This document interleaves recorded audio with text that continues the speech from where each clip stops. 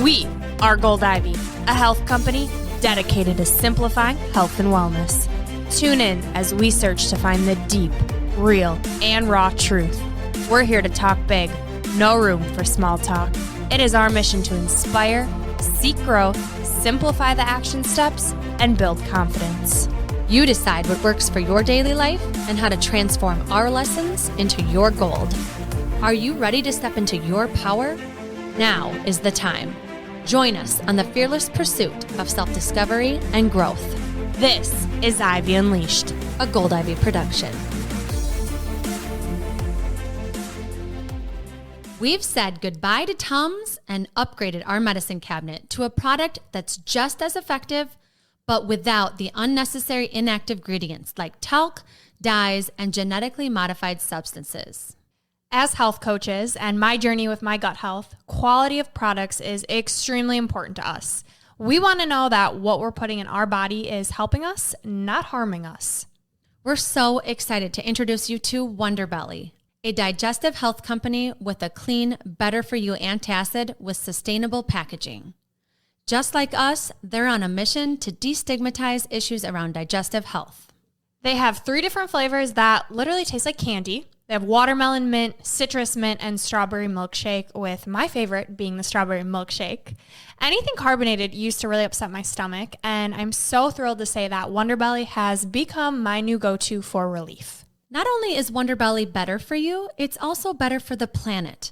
They are 100% plastic-free, their aluminum bottle is fully recyclable, and their packaging is recycled and recyclable. Wonderbelly is committed to happier bellies, healthier people, and a cleaner planet. A mission we can without a doubt get behind. They've been mentioned in Forbes, TechCrunch, Dieline, and more, and now have our full support. We're so certain that you'll love it just as much as we do that we snagged our listeners a 15% off discount code. Go get your hands on Wonderbelly by visiting wonderbelly.com and enter code GOLDEN15 at checkout. Welcome back to Ivy Unleashed. We are grateful you are here for so many reasons today. And the top 2 are, we're grateful for your support to keep providing value on our platform. And 2, because you are going to hear a powerful conversation that has the potential to transform your life. Today's guest is Terri Cole, a licensed psychotherapist, author of the Boundary Boss book, and a relationship and empowerment expert.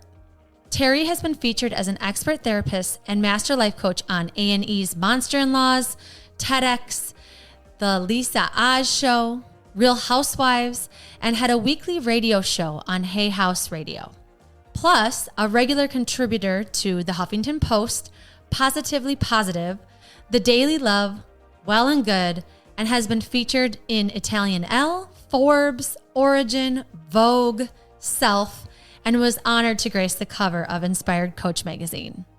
Not only will her book, Boundary Boss, completely open your eyes to what you learned in your family of origin, but it will also empower you to determine your own rules of engagement moving forward. In a world where we are raised and praised to abandon ourselves, we are overwhelmed with gratitude for the presence and brilliance of a true boundary boss, Terri Cole.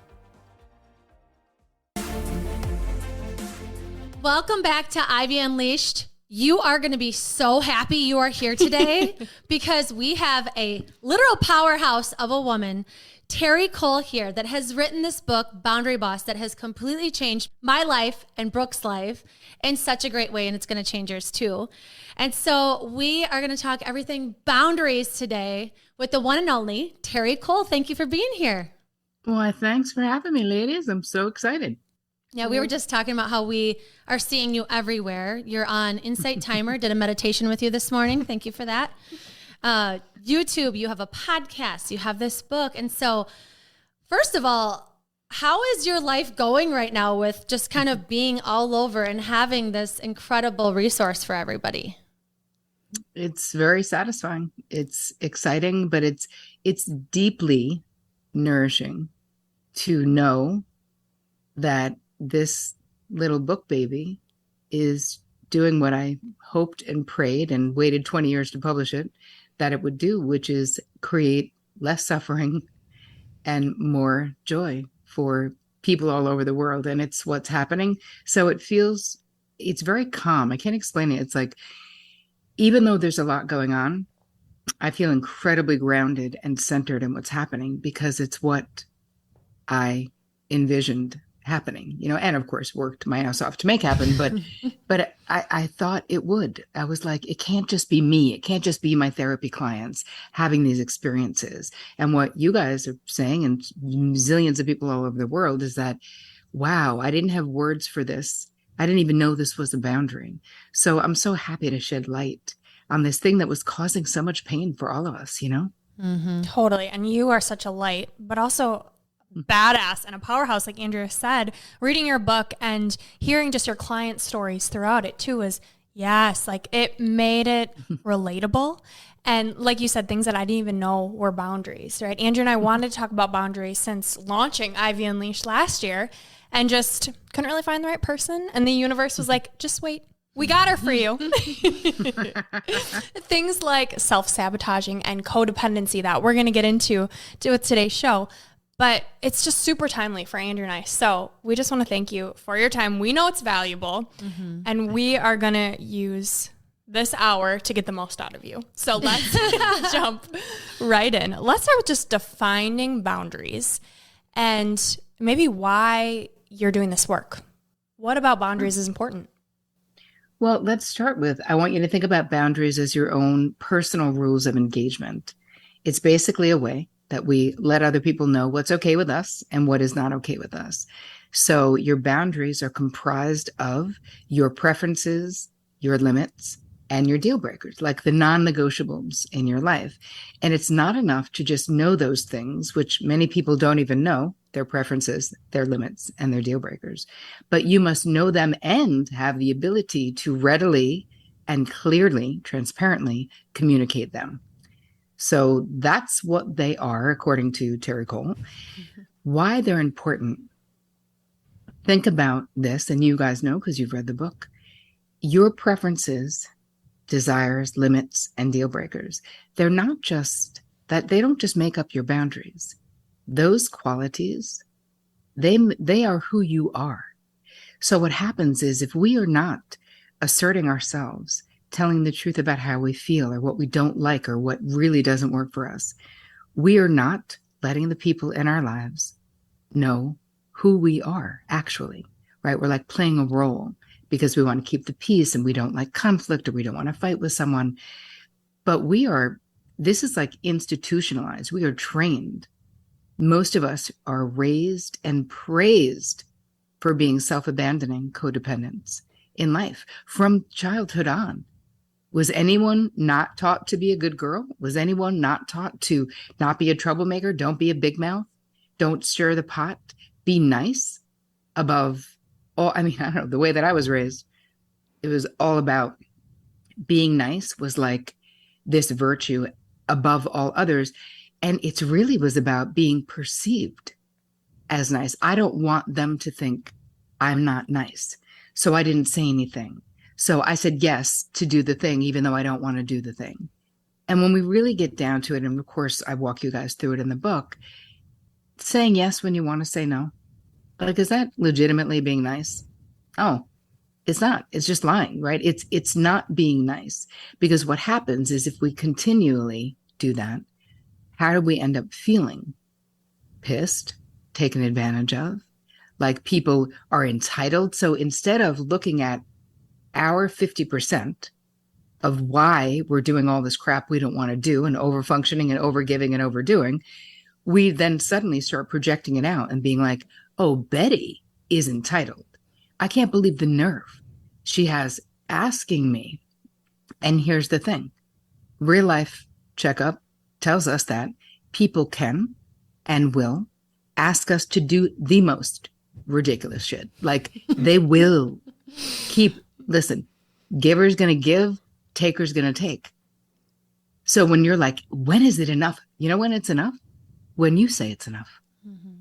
That's when it's enough. So we need to stop putting it on others and really get, what I teach you to do in this book is get really centered in your own self, raising your awareness about who you are, what you want, how you feel, and then teaching you how to have those boundary conversations, how to construct a boundary conversation, a boundary request, even with really difficult people. Mm-hmm. Yeah. And this book is written so well because it's like you help us see our issues in a way that's compassionate and like, you're not alone in this. Like, we are all guilty of doing this and we're all different. And you have a quiz too that you can take to see like kind of what are my tendencies? Because like you said, yes, people can get that at boundaryquiz.com. Super easy. Boundaryquiz.com. 13 questions. Yeah, it's so great. And Brooke and I just took it and we are different. I am a powerhouse and she is a pushover. And I was like, is this why we work? How is this going to happen? What's going to happen in the long term? You're just going to walk all over me? Listen, two powerhouses, that would be tough. Mm-hmm. 2 pushovers, that would be tough. So yeah, part of it is, it is, but as you get healthier together, it'll work even better, right? So you don't end up feeling resentful. Do you feel like the quiz, because how I viewed it was, this is where you're at right now, but doing the steps in the book is going to get you in a healthy spot. So it's kind of knowing what your starting point is. Like, I'm not going to be a pushover for life if I do something about it, right? That's absolutely. And here's the thing, the reason I created that quiz, and I tell you, that literally took me 6 months to create. That sounds crazy, but to make it psychologically accurate and astute, it took forever. But anyway, so it's actually a really good quiz. It's not like one you're going to find in Cosmo. It actually is based on like facts and data. What it does is you're busy, we're all busy, but it gives you a place to focus your time and attention. It makes you go, oh, this is where I fall down on myself for my boundaries. This is where I need to strengthen them. And if you're a powerhouse, it might be, oh, this is where I'm rigid. This is where I get like my way or the highway when I'm out of balance. And the way that I phrase it in the quiz and in the book as well, it's about when you're out of balance. Because think about it, when life is super easy and everything's going amazing, it's really not that hard to have decent boundaries because there's nothing to push up against. Mm-hmm. It's when we don't feel good, when life is hard, when we're trying to avoid conflict, when we don't want to have a hard conversation, when someone is trampling on the boundaries we have not yet expressed, right? Because a lot of times clients will say to me, this person in my office, they're a boundary bully. And I'm like, are they though? Like, tell me why. Oh, well, they just expect and they just assume and they're just entitled. And I'm like, okay. And when you said something to them about that, they're like, oh no, I haven't said anything. I'm like, right. So you're going to need to say something and give them the opportunity to perhaps respect your boundary that you can put in place with kindness, with ease, with grace. I think a really valuable thing we could talk about is the myths around being a boundary boss, because people have the wrong idea. They think if someone has really good boundaries, that they're a bully, that they're like my way or the highway, that they're like strong and aggressive. And no, that's just as dysfunctional as someone whose boundaries are too porous, right? Because we're talking about porous boundaries, which is more of the pushover or the peacekeeper. And then we have more rigid boundaries, which is can be the powerhouse, can be the loner, can be the ice queen. So there's different archetypes. But what we want is what's in the middle of those two things. So being too hard, that's just the other end, right? That's the pendulum swinging from being super loose to structured. And like, if you're a powerhouse, you could be an amazing leader, like in life. But then when you're out of balance, you can be too bossy. You can be too controlling. You can like get up in other people's stuff. You can be codependent, right? You can really want to be controlling outcomes for others. And these are all the things that you learn about your own boundary style, because we are all so different that it's really important information. So boundaryquiz.com, go to it, people. Yeah. And find out what you are and then read the book, or vice versa. But please do both, because it's going to change your life. Mm-hmm. What I love about the book is it's the step-by-step process. So you have to do it chronologically. And the first step is digging into your boundary blueprint, right? And you call it your basement. And that is really the awareness piece. And as health coaches, we know that to make any change, you have to have awareness. You have to know where you're starting. So I think taking the quiz first to know where you're starting is great. But even just the tools that you offer and the reflection questions, taking the deep dive into how does this pertain to you, right? Giving the example of the client and then asking those reflective questions so that it pertains to you. But what I want to know about within that, because that did stir up some things, talk about, right, epigenetics and how our boundaries or our lack thereof are from our parents and our parents' parents, and these things that we have no control over. And you have to dig into your past, but you say you can't get stuck or blame or shame. And so let's kind of talk about how you do the deep dive in your past, but then not see, oh shit, this was so unfair, and to not get stuck there. Well, here's the thing. We will be able to honor, right? If you're just starting to do your dive into your boundary blueprint. So first, let me just tell you what it is for those watching or listening. This is basically, I want you to think of it like a blueprint for a house that someone else designed. So the way that you relate to boundaries in your relationships, the way you relate to the greater world, how you relate to money, your job, your friends, all of those things, we had modeled behavior in the homes that we grew up in. Whether people did a good job of modeling behavior, whether they did a crappy job of modeling behavior, we learned a lot of what we think of as sort of the way the world is from other people. And so identifying, now I realize that, when I started really digging into my own boundary blueprint, I was like, oh, this is just the way it was for my mother. I don't have to be a people pleaser. Like, that's how it was for her.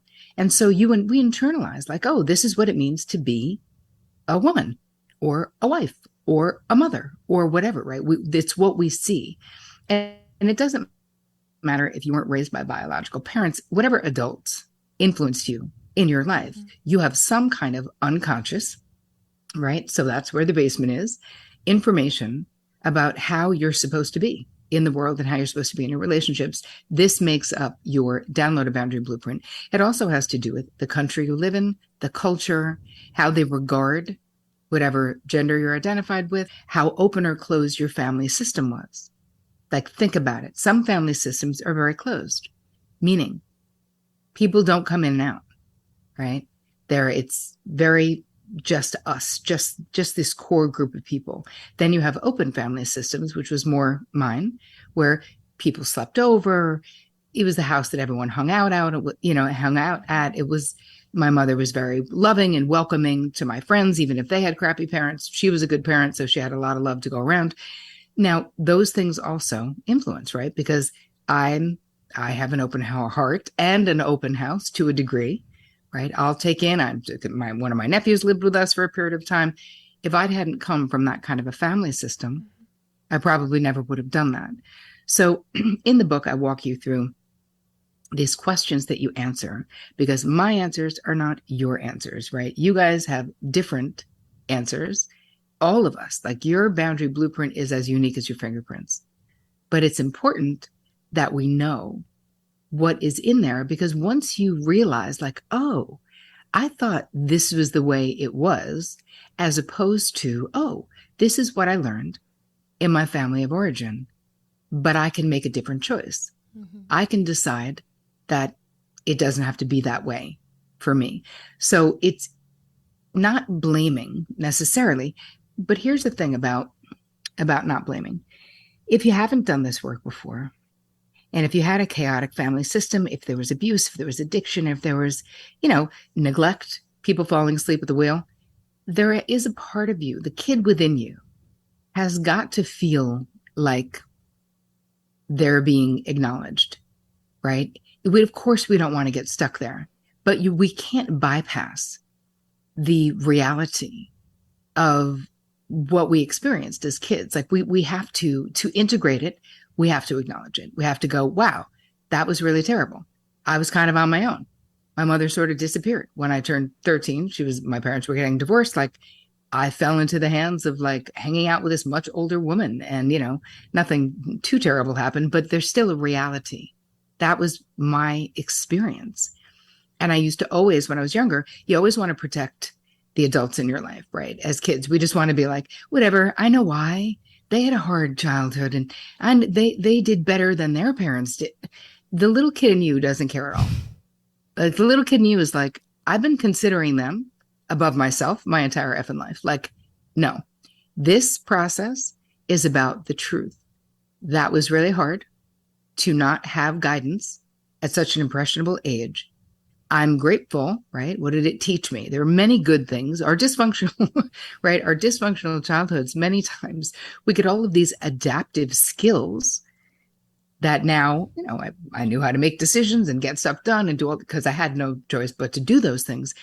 So back to what you were saying about sort of not blaming, it's more about processing it so we don't stay in blame, but we must allow ourselves to have whatever feelings we have about any way that the parental impactors of your life let you down and failed you, because they did.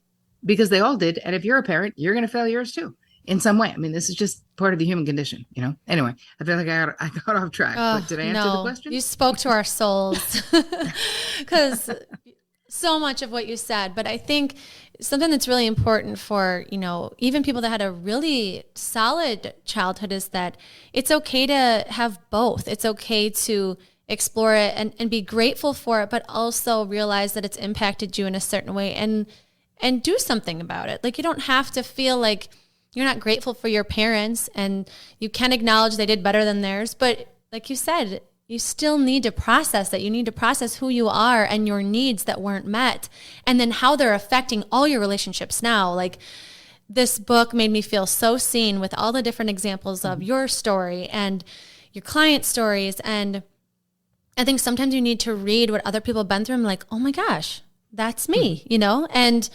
like Brooke said, and you said too, there's exercises throughout the book, and there's some at the end of the book too that really help you do this in a gentle way, so you don't feel like you're blaming people. You feel like you're just seeing yourself in so many ways for the first time. Like, I feel like I've done a ton of internal work. And your book, I was like, shit, I'm a high functioning codependent girl. Like, I would have never said I was codependent. And so we definitely have to get into this, because like you said, like, what? I'm the person everybody leans on. I'm independent. I do everything. But, right. And so let's get into high functioning codependency. What does that mean? And what do we do about it? What do we do about it? Help. That's a really good question. Well, let's start with codependency.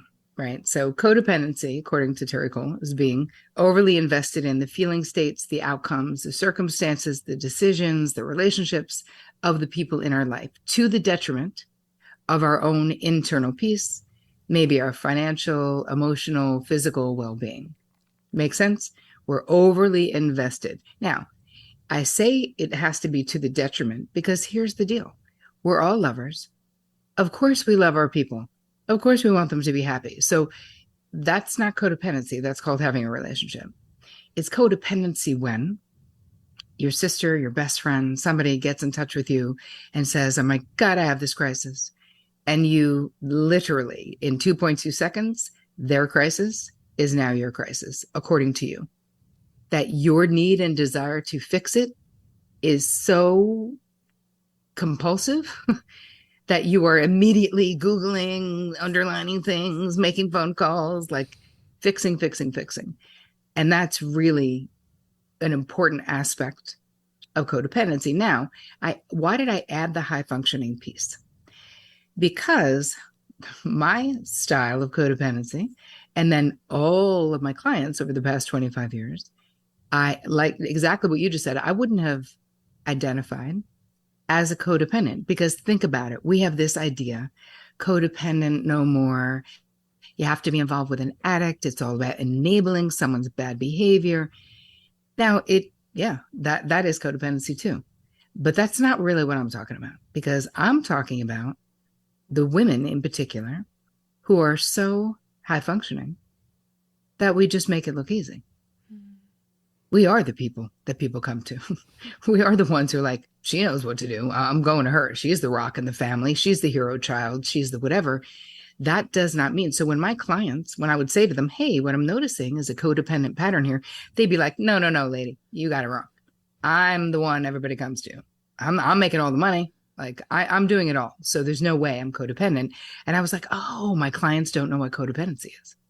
So the problem is that when you are highly capable with this codependency stuff, people do not see. We make it look so easy.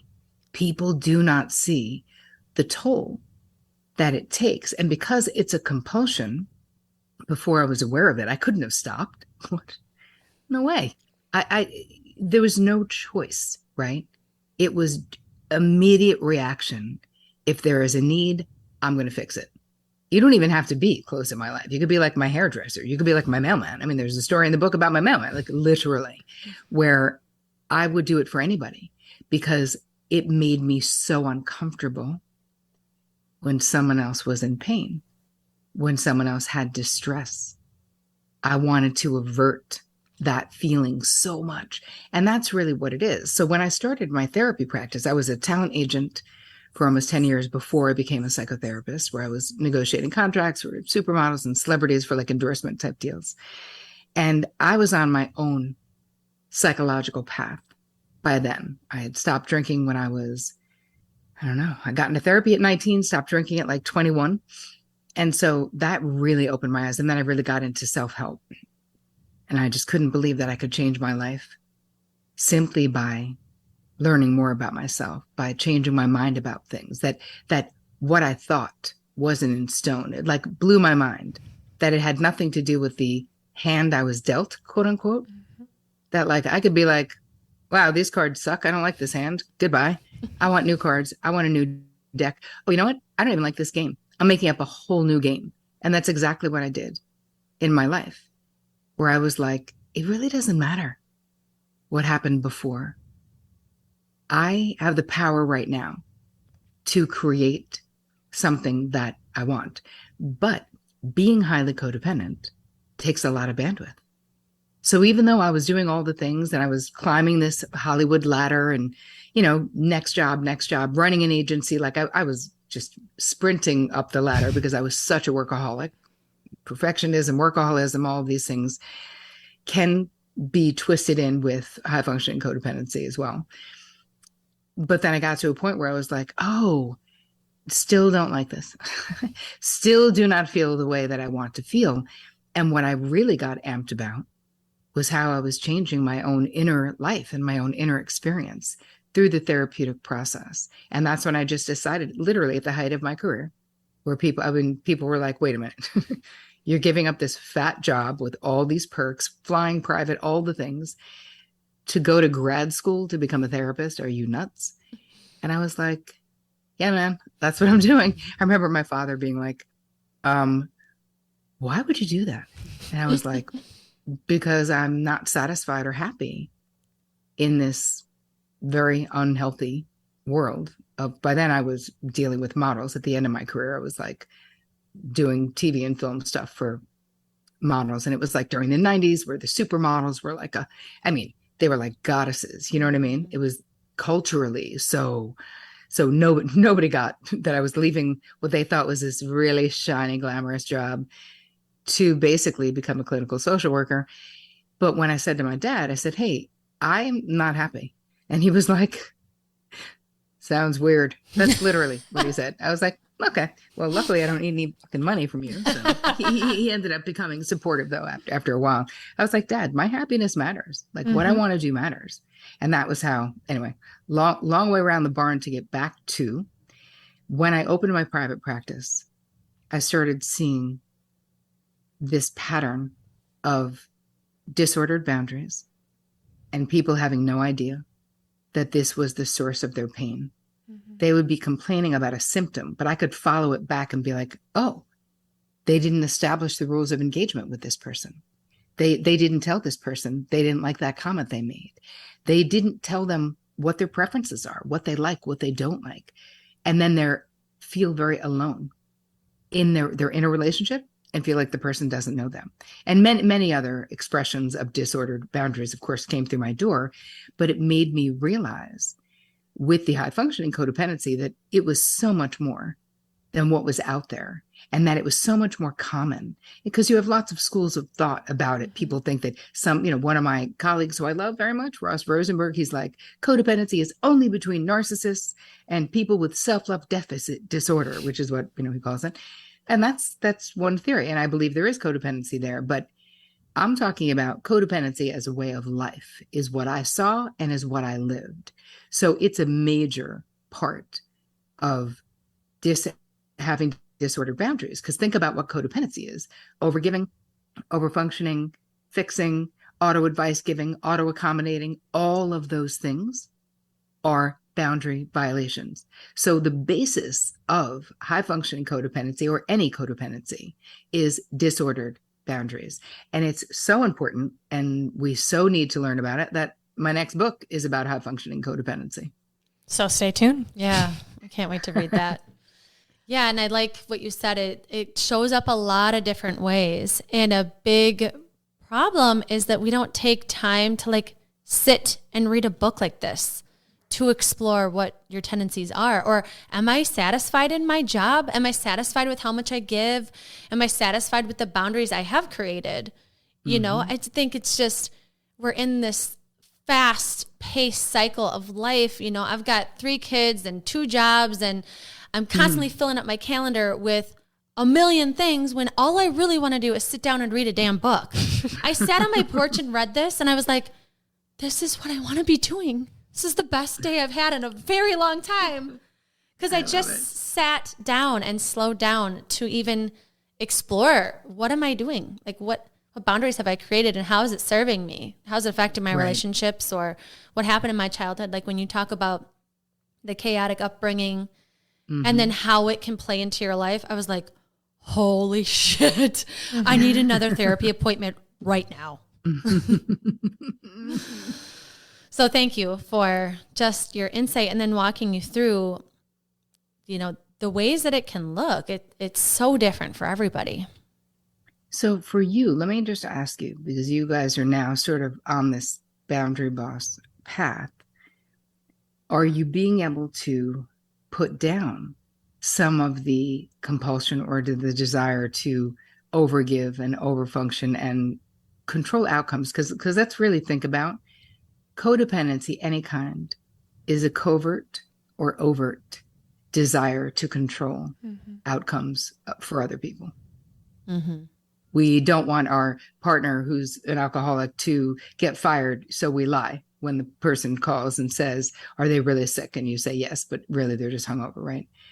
All of that is enabling codependency in both of those scenarios. But have you guys been able to put down some of the overfunctioning and overdoing? I think for me, it's still now I'm hyper aware, where I'm like, holy shit, what the hell do I do? Recognizing what I'm carrying that isn't mine to carry. What problems am I trying to solve? When you had said it's uncomfortable to not give a solution when that's so ingrained. And I think growing up, being someone who always met other people's needs, that's so ingrained in me that now it's what even are my own needs?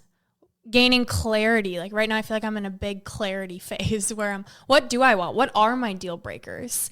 In past relationship, I was totally dismissed and, you're just being sensitive and quiet and those shadow tendencies that we can get into, because I think it's fascinating. It was like, okay, what toxic behaviors then did I develop to almost forget sight of who I was because it wasn't accepted? So I'm just in a big growth phase, and what boundaries do I even need to set? The shadow addictions talk, I was like, oh my gosh, I do this. The second I'm uncomfortable with a feeling, whether it's, an anxious thought or feeling, anger, anything, I go for a run. And it's because I don't want to sit with it. Right. And I was like, what a great way to cope. And now I'm like, oh God, I'm totally avoiding figuring out this uncomfortable feeling. So can we talk a little bit about those shadow addictions and what they are and what we're supposed to do about them once we realize what we do?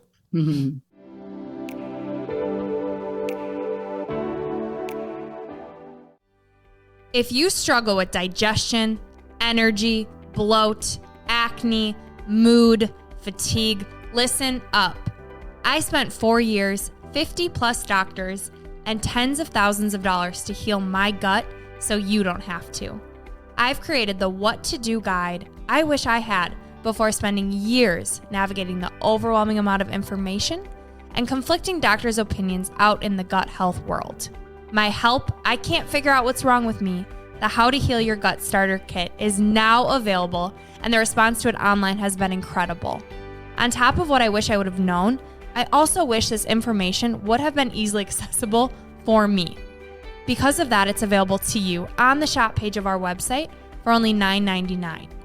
Included in my guide is what helped me and countless others heal their gut, along with chronic fatigue, acne, hormone imbalances, and so much more. You'll learn what foods to stay away from, what foods to eat, a 4-week gut healing eating plan, lifestyle tools to aid your healing process, and 2 of my go-to favorite recipes. So head over to our shop page on our website, goldivyhealthco.com, and remember, happy gut, happy life. You can heal. Let me help you.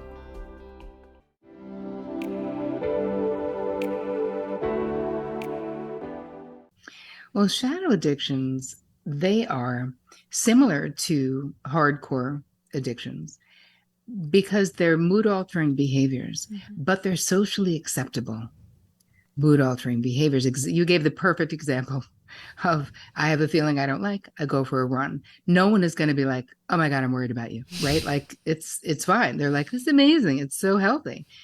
So it could be anything from many people drink 2 to 3 glasses of wine a night, like every night.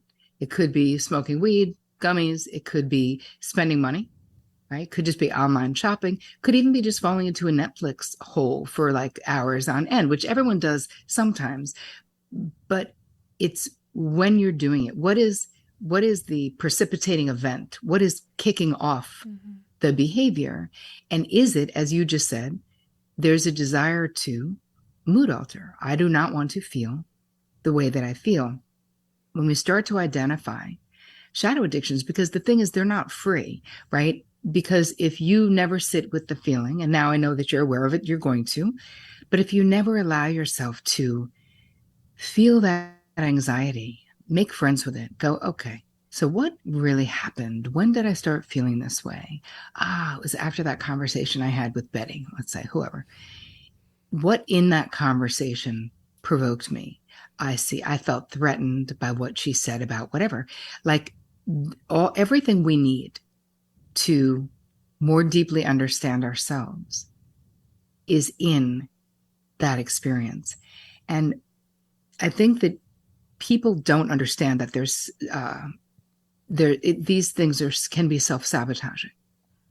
Because even if you never miss a day of work, let's say, but you're drinking 3 big glasses of wine a night, that is impacting you. That is dulling your senses. That is numbing your feelings. That becomes this habit that negatively impacts, not to mention alcohol is a depressant. There's a million other, it's bad for your brain, shrinks your brain, literally. So we're not going to be coming from our best problem solving self if that is what we're using to problem solve. So you can look at your lives, and we all know it. Listen, we all know what our shadow addictions are. If you can't do the thing you want to do, so let's just say your shadow addiction is working out 2 hours a day, let's say, and then you're traveling or something happens, or the pipe breaks in your gym and you can't go. If that like ruins your day, if you're like, well, then I need to walk to work the 17 miles because I need to get my point, I need to get my steps in.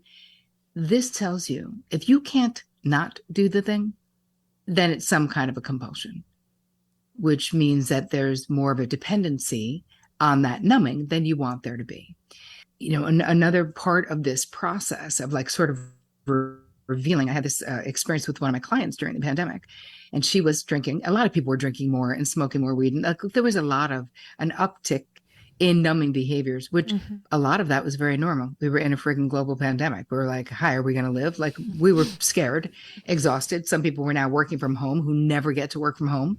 sleeping 3 more hours a night because of that. Like some people were like, I'm kind of on vacation. Other people were like, I'm totally in hell. But everyone had an excuse to indulge more. They're like, whatever, if it's the end of the world, I'm eating pasta. I don't care about gluten. Like literally, this was what my clients were saying to me.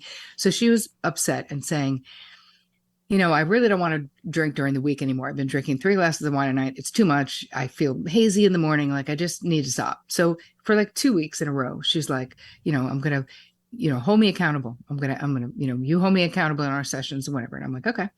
So first week she comes in, she's like, I only made it to Monday. I drank on Tuesday night. I can't, it's just, what is wrong with me? I have no willpower. Something's wrong. Well, next week comes in, she's like, I literally didn't even make it to Monday. I drank on Monday night. Like I didn't even make it one day. And she's like, and then I was like, oh, because I knew she wasn't an alcoholic. Like she was a long-term client and she had not had that kind of an addiction problem before. I knew she had increased use. And I said, so let's talk about secondary gain. Like, what are you getting from those 3 glasses of wine? Because you're getting something. So don't think, just answer this question. What do you get to not face, not feel, or not experience by drinking 3 glasses of wine a night? And she immediately said, I get to not face the state of my marriage. I was like, oh, well, then we should be talking about the state of your marriage because that's actually the problem. And any behavior that you find yourself doing, or any place where you find yourself stuck in your life, you can use those secondary gain questions. Secondary gain is the unobvious gain, right? Nobody wants to drink 3 glasses of wine a night and feel ashamed about it. Nobody wants to do that. But I knew there was something underneath there. It was fulfilling a need that she had. And once she revealed what it was, then we were able, of course, to unpack what was happening in her marriage and help her make the decision to end her marriage, actually is what she decided to do. But, we all experience secondary gain, and very gently, we can reveal the secondary gain by simply answering those questions. What do I get to not face, not feel, or not experience by staying stuck here? I feel like that's something that people, they know the answer, but they don't even want to go there.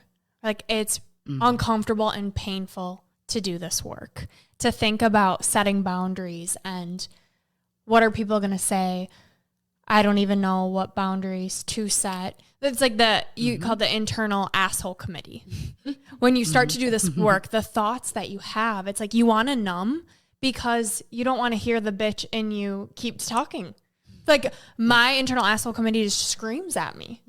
And I think getting in situations like drinking or doing things that necessarily we don't want to be doing, but we want to let loose and have fun. And then there's like the devil on your shoulder. Don't do this or don't do that. So I'm curious what your advice is for the internal asshole committee and how to be nicer to ourselves. Like, why are we so damn mean to ourselves?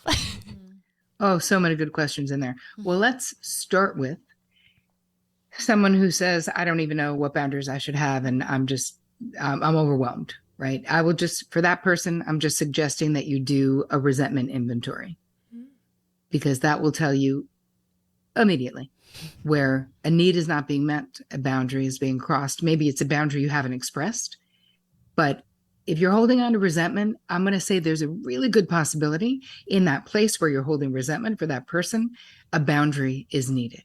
So that would be a place for people who go, I have no idea. It's too overwhelming. No, it's not. Just do a resentment inventory and it'll tell you exactly where to start. So there's that. Back to the inner a-hole committee. So let's talk about this. Here's the thing. There's more than one reason why. Most of us have an inner punitive or sort of harsh, judgy voice, right? That compares us to other people unfavorably. That's like, well, that's what you get for being an idiot, like, or whatever, like just mean things. And it's so interesting because when we think about that voice, I'll always say to my clients, well, would you say that to your 5-year-old niece who you love? Would you use that tone of voice and use those words? And she's like, obviously not. I'm like, right. So let's just make a rule. You need to talk to yourself as nicely and with as much kindness as you would your 5-year-old niece that you adore, because you deserve that. You are that 5-year-old kid. You are worthy of that compassion and consideration, especially your own. So looking at, could this be an internalized voice? Meaning a lot of times, if we had critical adults in our life, mean adults in our life, drunk adults in our life, neglectful adults in our life, we heard things. Someone might have said to you, well, your sister's the pretty one and you're the smart one. Now, some people would think that's a compliment, but of course, if you're a kid, you'd be like, wait a minute, I want to be the pretty and the smart one. What are you talking about? Or whatever. Then you have really mean parents who just say terrible things like you're ugly or you're stupid or I didn't want to have you or whatever. You weren't wanted. I mean, I can't. Being a therapist for 25 years, you just cannot believe how mean and dysfunctional some people are. And so when we're done living with those people, we have internalized that voice. So they stop doing it in real life because they don't have the same access. Well, we just pick up the ball. We just go, oh, now I hear that voice. We will hear that voice. So awareness is so key when we are shifting the scripts of that inner a-hole committee. Now we're going to make it be our inner friend committee, right? We're going to flip it into supportiveness, that looking at the inner a-holes, most of the time, fear-driven, ego-driven, and how I look at it and like to look at it is that they're trying to keep you safe. They don't want you to take a risk. They don't want something bad to happen. And even if they have to shame you into it or however they have to do it, it's so fear-based, all of that stuff. So rather than being like, shut the F up and sit the F down, which, there's that's a thought too. I think it's much more productive to integrate that fearful part and talk to that part like, hey, I know you're scared, but we're okay. Don't worry. Like, we don't let the inner committee, whatever they're saying, they cannot drive the van of your life. You cannot believe it. You must know that you are worthy. If you're confused about that, I want you to look at a baby picture of yourself. Look at that little face. You're going to tell me that little kid doesn't deserve everything, all the things, all the love, respect, adoration? They do. Oh, that little kid is you. You deserve all of those things right now in life. And so we start with ourselves, because really, when we think about how self-love comes into all of this, and I feel like people talk about self-love and you're like, ugh, it's so amorphous. What does it even mean? Just love yourself more. But that's not that helpful, I find. Self-love is really about the way we treat ourselves, right? Do we hold ourselves in high regard? Do we rest when we're tired? Or do we work ourselves to death? Do we not rest when we're tired? Do we overgive, overcommit? Are we hanging on by a thread because of all of this overfunctioning and people pleasing and all the crap that we're doing? Now, keep in mind how you relate to yourself sets the bar for every other relationship in your life. So if you hold yourself in high esteem, treat yourself with respect, kindness, compassion, care, rest when you're tired, don't overcommit, say no when you can't do something, give yourself permission to change your mind if you started something and you hate it, like all of those things, you will inevitably attract people who go, oh, that's how she is to be treated, how she's treating herself. That's how she is to be treated. And when we treat ourselves like crap, don't rest when we're tired, work ourselves to death, talk badly about ourselves, have all of this negative self-talk out there. We don't want to threaten other people, so we put ourselves down to be small so no one else feels threatened by us, all that stuff. What do? We attract someone else who agrees with that low self-assessment. So it really is incredibly important, if what we're seeking in life is to be respected and loved and considered, that we must first respect, love, and consider ourselves. And that will start the dominoes where now this is how you will be treated. Ladies and gentlemen, this is why she is thriving all over the place, because holy shit, That was So beautiful. so beautiful. Can you make that an insight timer? And I can just, actually, it's fine. It'll be on Ivy Unleashed and I'll just play that section every morning when I wake up. It's unbelievable because I love do it. like digging into this book. It's so much about self-worth and everything that you're saying. Like you even say in there, like put a picture of yourself up as a little kid if you need to, as a reminder of who you're talking to. Like, because that's the person that's, you know, the way that they were treated and everything they had to go through, like have compassion for that little kid. Like it makes me emotional when you're saying that. I was like, oh my gosh, to think of like my 7-year-old self and what I needed. Yes. And it's like, why am I so mean to her? Like I'm so mean to her. And my parents weren't mean to me.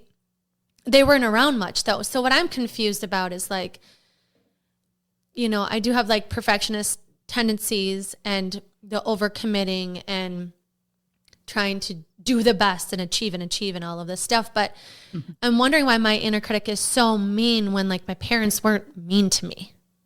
You know? Well, here's the thing. Neglect, right, is just a different form of being unimportant. So they wouldn't need to be actively mean for you as a child to feel neglected if they weren't around and to have that impact how valuable you thought you were. Yeah. I think that comes the perfectionist too, is I'll just work and my output equals my worth. My value. Yeah. Like being abandoned as a child, if I just do more, I'll be noticed. He'll come back.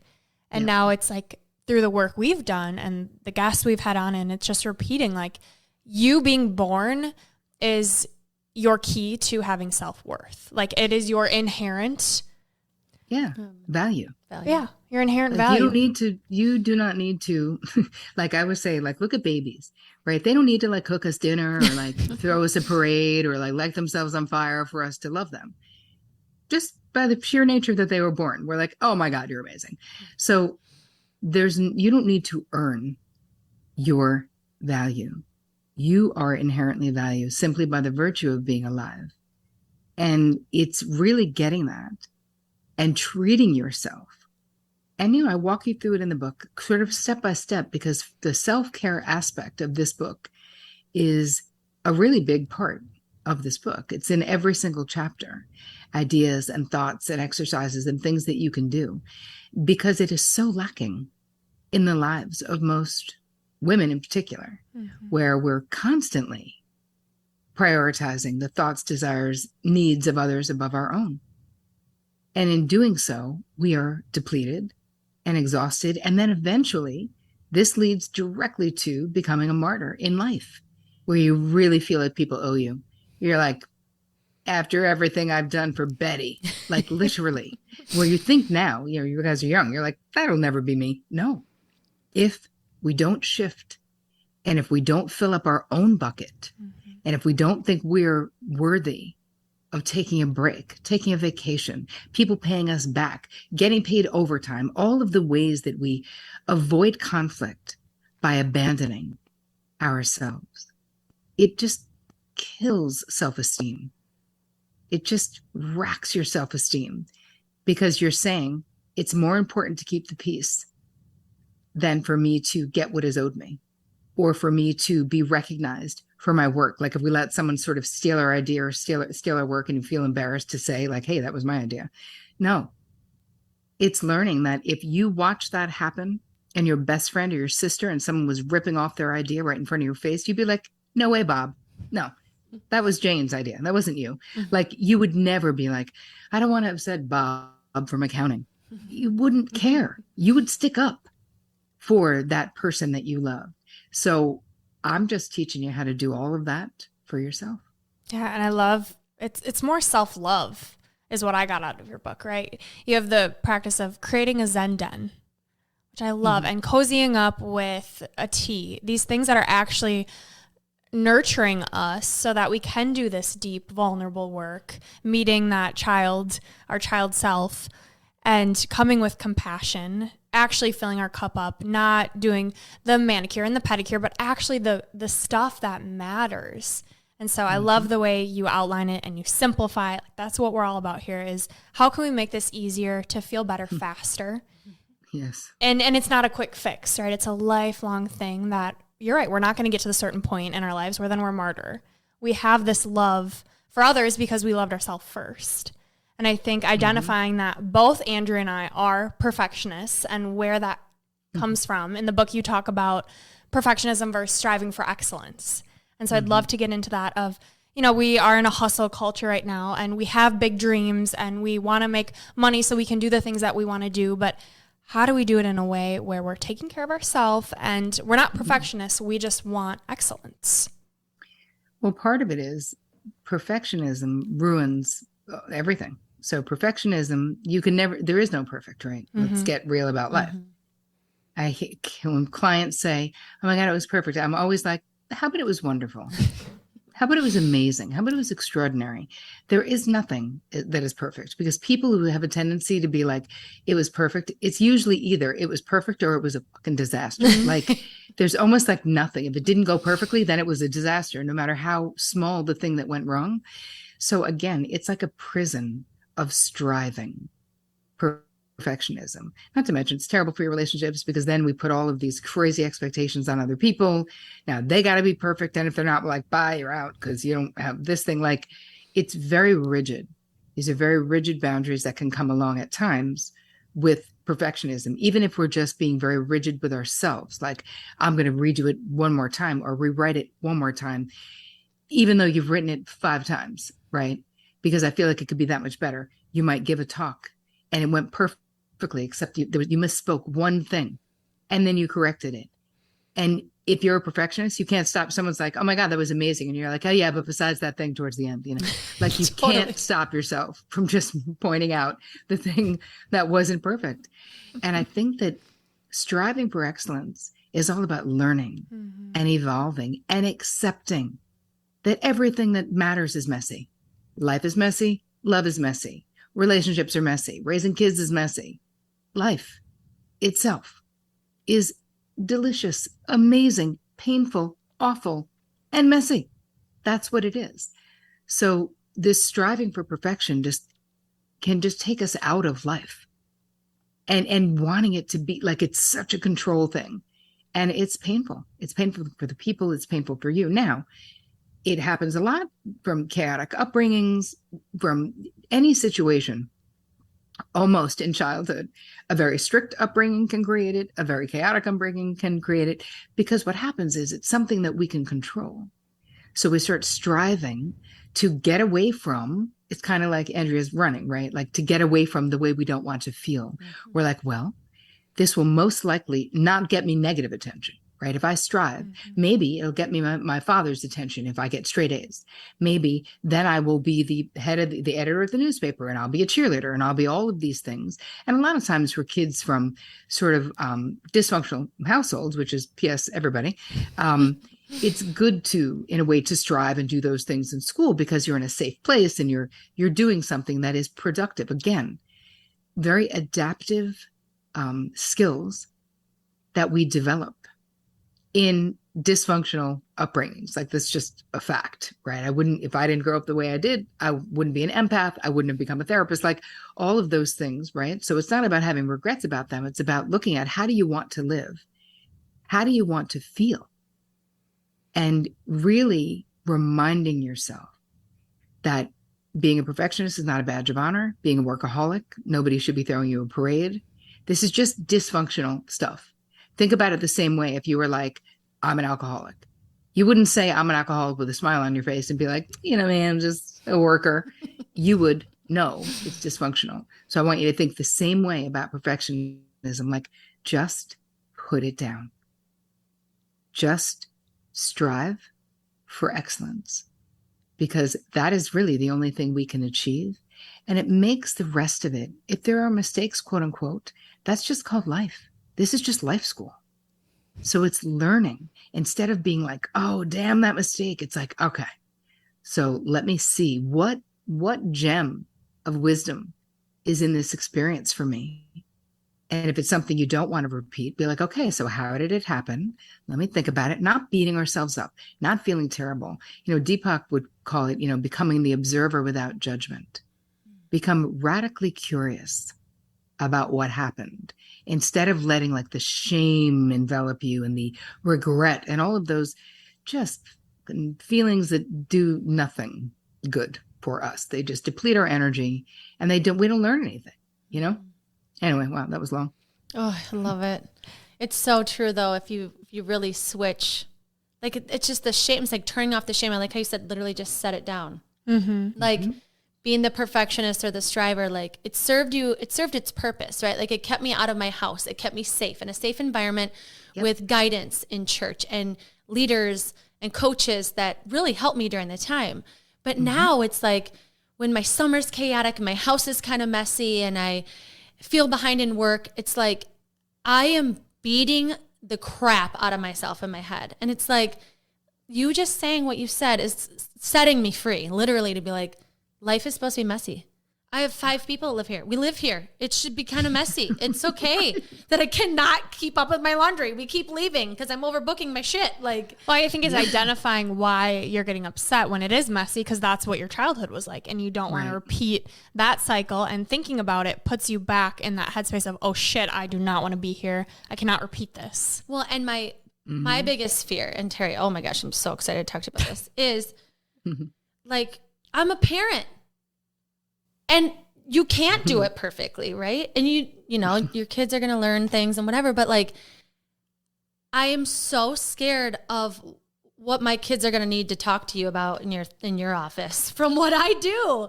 It's so, how do you talk parents through internal boundaries almost? Yeah. Well, part of it is get clear about how you're relating to your kids. Ask more questions. Be a little less directive, be a little less controlling. Ask them what they think, how they feel, what is their gut, even if they're little kids. I'm not saying if they're like 3, but even there's something really valuable in letting a kid know that what they think matters. I can remember being a little teeny kid, like little. I was probably, I don't even know, like 2.5. And I remember my mother coming all the way down to my level and being like, wait, you don't like that sweater? You don't want to wear that? Okay, you don't have to wear it. Like, she cared. She literally would be like, what are you saying? You want tuna? Sure, tuna's good. Like, she never was like, shut up. She never was like, it doesn't matter. I always, from such a small age, I didn't feel like what I thought or felt mattered more than other people. I just knew it mattered to her, and therefore it should matter to the people who are lucky enough to be in the VIP section of my life.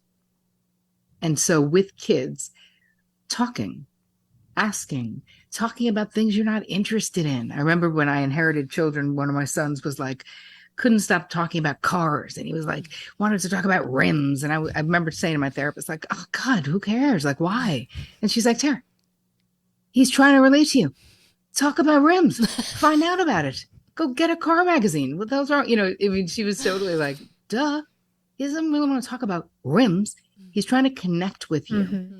And why he's 13 and you're a grown up. Why does it got to be on crap you're interested in? I was like, oh my God, what an amazing point. And what the hell is wrong with me? Yeah. What I'm hearing is just wanting to be seen, like making them feel seen. Exactly. So quickly back to the parent thing. Accept that you're going to make mistakes. Apologize when you're wrong. Do not burden your children with information that is not what they should not know. Do not grow up and say that your kid is your best friend. Please never say that. They're not. It's okay. You can love them a lot and they're still not your best friend. So if you would not talk to them about the sex you have with their father, which you would not, they're not your friend. So those are just a couple of quick tips that we can say about kids.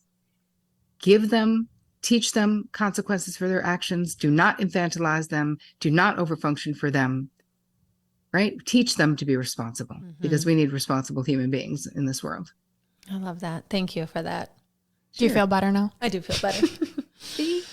I love everything that you preach in the book. And even right now is choices and taking ownership that no one's coming to save you. And for me in my healing journey, that's really what I believe saved me, was recognizing like, if I want to feel better, I need to do something.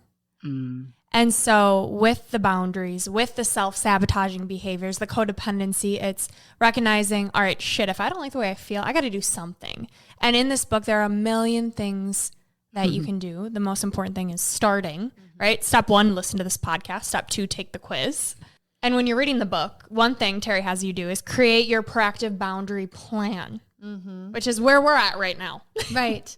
Yeah. And a quote that I have to read that she has in here is, if you abandon yourself consistently, you will always be 3 steps shy of reaching the finish line of your goals.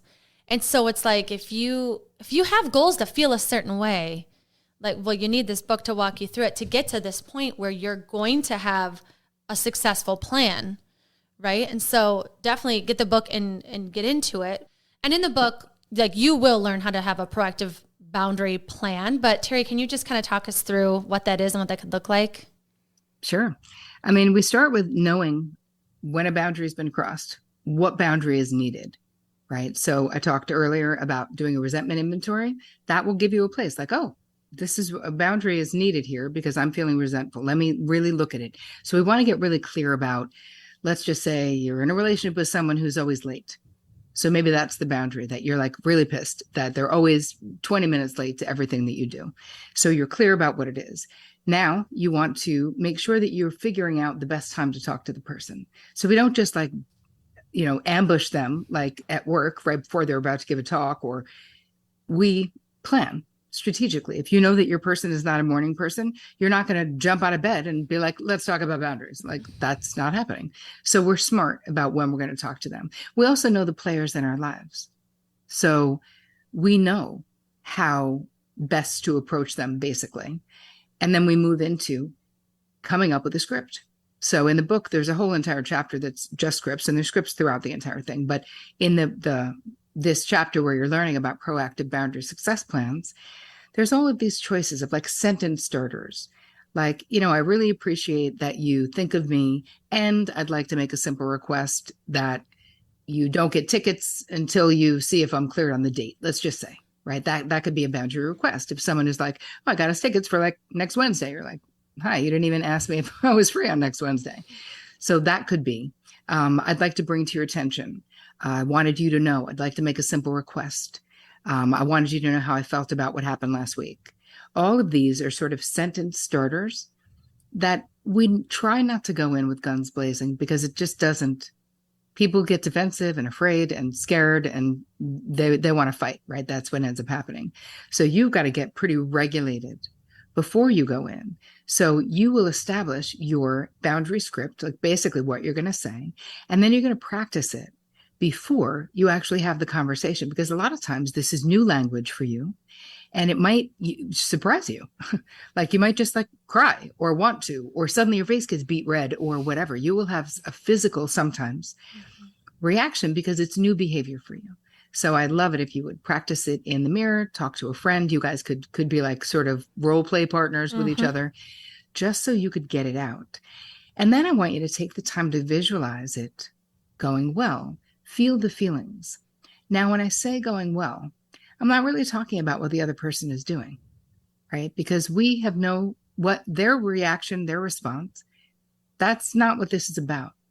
That's their side of the street. Yes, we would love it if they said, oh, it bothers you that I'm 20 minutes late? I'm going to really work on not being 20 minutes late. That'd be amazing.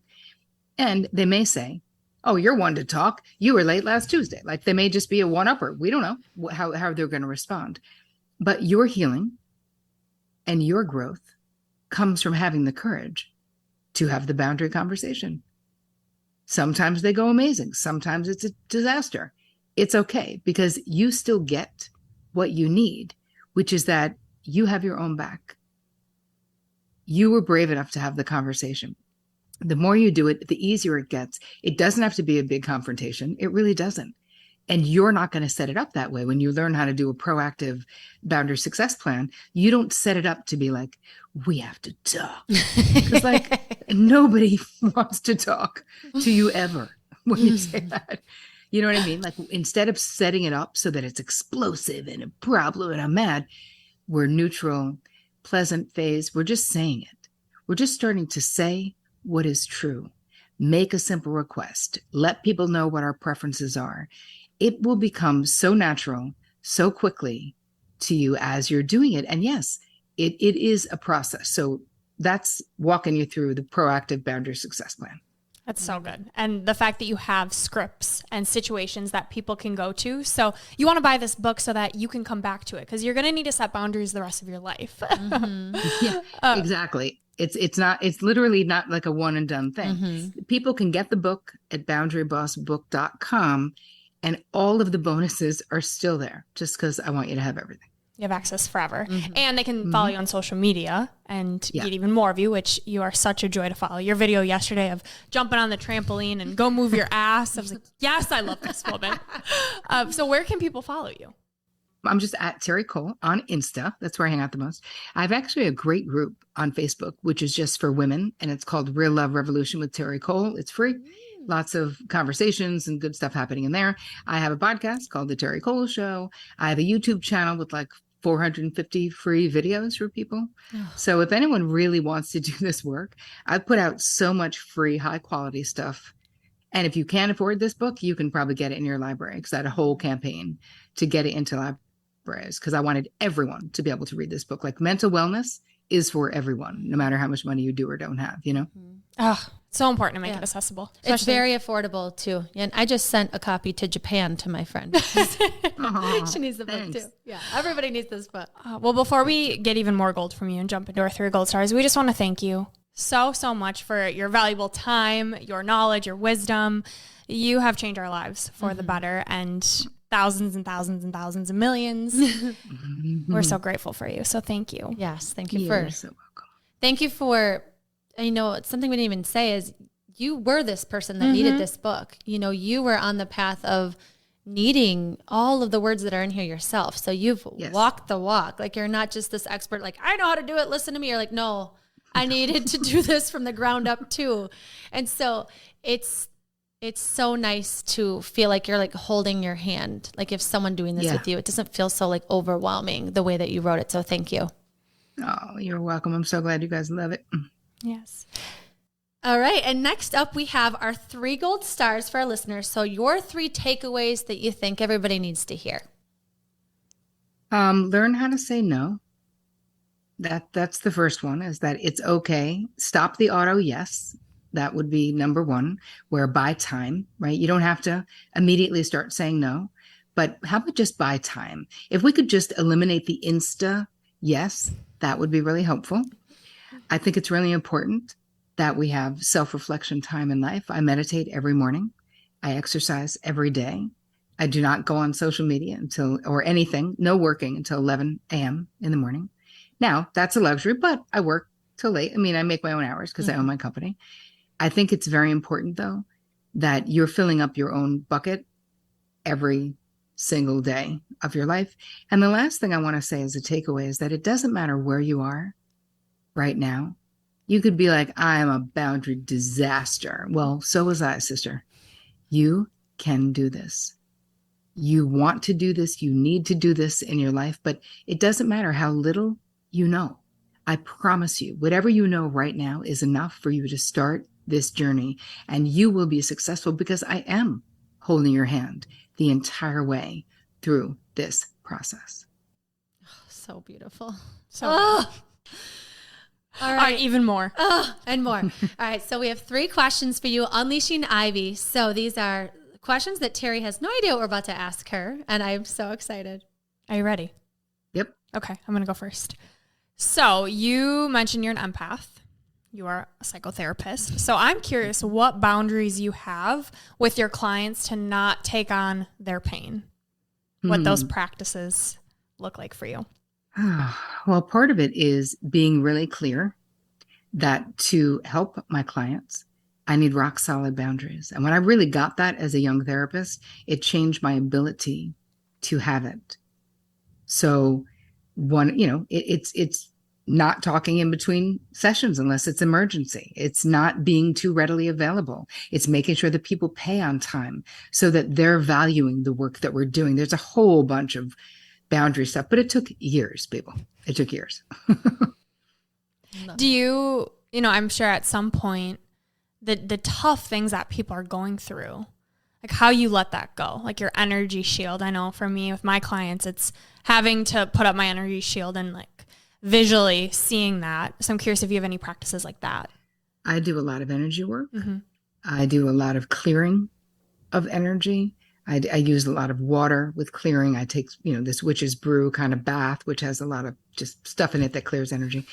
Um, I'm really, I zip up my energy. So the energy work I do before I start seeing clients or before I give the big talk or anything is I'm zipping up my energy. I'm weaving my aura. I'm making sure there's no holes in my aura. I have an energy. One of my best friends is this brilliant energy medicine expert. So she helps me as well. But it's a real thing. And if you don't know anything about it, I don't talk about it that much. It's interesting you guys ask me, but because, some people are like, energy work, what? And my feeling is, I don't care. Like, I don't care what anyone else thinks about it. I include this in all of my courses because I share clients with, her name is Lara Riggio, LaraRiggio.com. And she's got tons of free, amazing stuff out there as well. But I have this in all of my courses. I include it as an element because it's so important because so many people in my crew are empaths and highly sensitive people, and they're just wide open. It's like being a house with no door. Energy work is like a door. Yes, I love that. Thank you for sharing. Yeah, that's awesome. Now I want to go, I'm going back and forth on the question I want to ask. Go with your gut. Be decisive, Terri Cole says. Okay. All right. Mine is a question for my own benefit. I'm going for it. I have a tendency to divulge way too much information, way too fast. I want the instant connection. And I beat myself above my head. Like, why did I tell them all those things? I just met them, Mm-hmm. And so I'm curious because you hinted at it in the book, what this might be trying to do or serving. But I'm just curious your take on why you think I do this and how I can try and improve this behavior that I have. It's very common, so you're not alone. So it's like this desire for connection, and the wires are crossed, right? There's a crossed wire that tells you compulsively that in sharing this, you're making a connection, but then you feel like a hangover afterwards. You have a vulnerability hangover. You're like, why did I not protect myself with this idiot I just met? Like, I do not understand why I did that. So part of it is be proactive. When you go out, when you meet people, remind yourself, hey, real friendships and real intimacy is built only over time after people give you evidence that they're emotionally trustworthy folks, right? After you give them evidence that you're an emotionally trustworthy person. You don't need to confess your deepest, darkest, and it is not intimacy. So part of it is setting yourself up to succeed. Don't beat yourself up. Don't be mean to my friend Andrea. Be kind. Understand that there's really good reasons why you do it. But if you want to stop doing it, get proactive and remind yourself. You can have a little card in your purse that says less is more, right? Put a little lavender on it. Take it out when you're with new people. Take a little sniff, put it back in. Remind yourself. That's what we do. Think about how we treat kids we love. We're like, hey, babe, come back in. You need more sunscreen. Come back in. No, we don't just let them go out and roast in the sun. We don't just let them, it's freezing. Like, I don't want to wear a hat. You're like, I don't care. It's -10. You're putting a hat on. Do the same for yourself, right? This is like reparenting. We are sort of mothering or parenting ourselves, but with kindness. And it's kind of fun. If you have a little card, it's almost like there's a little like inside joke with yourself, but you're doing it lovingly, not meanly or punitively, and understand there's a need and really look at what is that need that is you feel like is going to be met. In doing that. It's unconscious because consciously it is not going to be met. So start journaling about that. Like, where did I see this? Why is this familiar to me? Where have I felt like this before? And just let yourself free write and see what comes out. I love that. Thank you. I love that idea. Even less is more.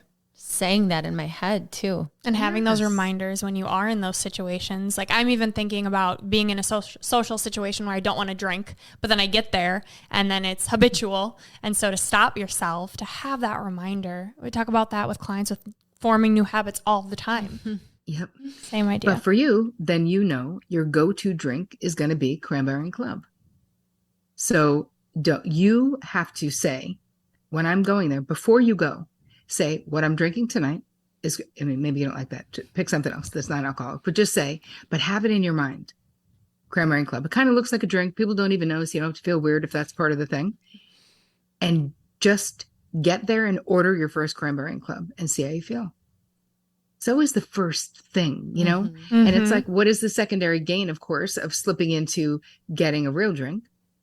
Secondary gain is not feeling the way you don't want to feel, which is socially anxious. But you know what? A little bit of anxiety is not going to kill you, babe. Yeah. No, I love that you said that, because when I was in my healing journey at a bachelorette party, I couldn't drink because of the medication I was on. And what I noticed was the pregame, while we're getting ready, that's where the anxiety was. And that's when I wanted it the most. And the minute I was past that and just sat with that discomfort and recognized it, I was like, I'm fine. I'm having way more fun like being here and dancing and remembering it. So great advice. Yes. Thank you. All right. Our last question. What is one thing you wish you would have known sooner? Maybe just that it all works out. That like the things that I thought in my youth, my 20s, my teens, my 30s even, that were like life and death, like, oh my God, failure is not an option. I was so afraid. And it was like, you know what? It all works out. Like, you're so much more resilient than you know. Like, you're not fragile at all. And you guys are not fragile. And nobody listening, we're really not, you know? And if I'd known that, I think I would have stressed a lot less, and I would have taken more risks. Not worked harder, because I worked like a beast, but taken more risks and realized that even if it didn't work out, I'd be okay. That self-trust is what I'm hearing. Mm-hmm. Oh, thank you. Thank you. Thank you, Terri. You are such a unique, like loving, but badass, like ball of energy that we just needed so badly. I'm so happy for your time today, and can't wait to see what you create with this new book. I'm going to buy it the second it comes out. But we always send our listeners off with a piece of gold. So a quote that speaks to you. Would you like to share yours? Sure. It goes like this. We repeat what we do not repair. And that is by a woman named, what's her name? Christine Langley. Will you say it one more time? Sure. We repeat what we do not repair. This is Gold Ivy signing off. Listen to your truth and go chase your gold.